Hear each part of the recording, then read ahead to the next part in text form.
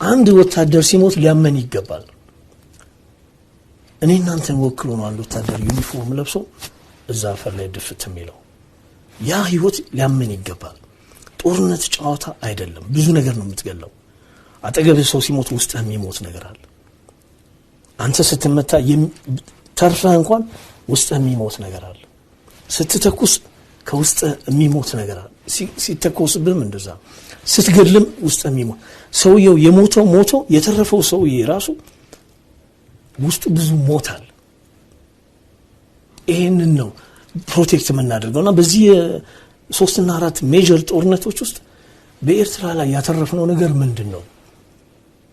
የባድመን ጦርነት ስናየው የመጀመሪያዎቹ የታወቁ ነው ውጤታቸው ኢትዮጵያ ጌን አላደረገችው በባድመን ጦርነት ኢትዮጵያ አሸነፈች ተባለ ፕራክቲካሊ ግን ፍርድ ቤት ጉዳዩ ሲሄድ ፍርድ የተሰጠው ለኤርትራ ነው ያን ፍርድ ስላከበሩ ነው ጠቅላይ ሚኒስትር አብይ የኖቤል ተሸላሚ ሆኑት አሁን ይሄንን ጉዳይ ስታየው በወቅቱ የሃኒሽ ደሴት ውዝግብ ነበር ካስታወስክ ከባድመ ጦርነት ዋዜማ ጋር ተያይዞ ማለት ነው የሃኒሽ ጉዳይ ፍርድ ቤት ሄደው ኢትዮጵያና ኤርትራ ጦርነት ከመፋፋሙ በፊት ፍርድ ቤት ሄዶ ውሳኔ መጣ ውሳኔው ለየመን ተወሰነ ከዛ አንዳንድ ጓደኞቻችን ጋዜጠኞች ጓደኞቻችን ለምን ከሃኒሽ አንማርም ለምን ይሁሉ ቢልድ አፕ ሚሊታሪ ቢልድ አፕ ያስፈልጋል ከኤርትራ ጋር ያለው ነገር ለምን በሰላም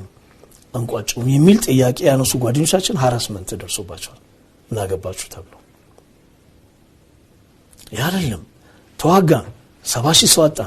70,000 አብዮችን ነው እዛ ውስጥ ያጣ ነው አሁን ተመልሰን እንደገና ከኤርትራ ጋር የተገኘው እድል በዚህ 4 እና 5 አመት ውስጥ የተገነባው እንትን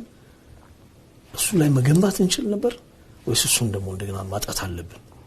60 አመት ከኤርትራ ጋር የተዋጋነው 60 እና 70 አመት ያደረግነው ውጊያ ለወንድማማችነት ኢንቨስት ብናደርገው እስካሁን ከኤርትራ ብዙ ነገር ልናገኝ እንችል ነበር ኢትዮጵያና የኤርትራ ህዝብ